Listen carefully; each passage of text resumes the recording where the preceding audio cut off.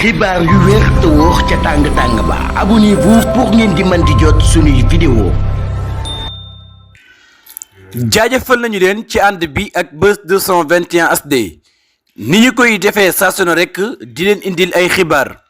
ginnaaw élection législative yi bi mu jàllee li nga xam ne nag moom moo di Pastef gañe gu doy waar ni ki tey jii nag la ñu doon joxe li nga xam ne moom moo di résultat provisoire yi ndax nee nañu kii nga xam ne wala sax ñu ne coalition bii di Pastef les patriotes dinañu am li nga xam ne moom moo di 130 députés ci li nga xam ne moom moo di résultat provisoire yi génn définitif yi nag génnagul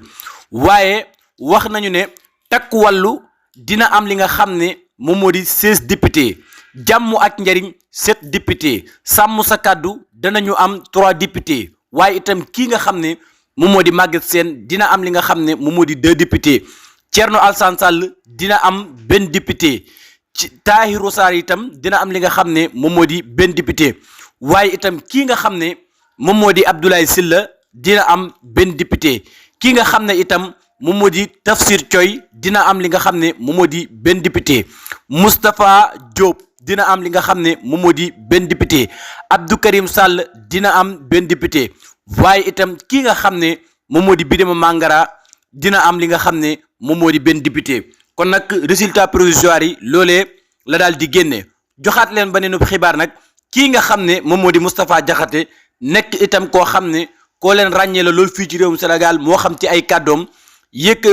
ginnaaw kàddoom yu yëkkati woon niki tey jii gis nañu li nga xam ne nag moom moo di dikk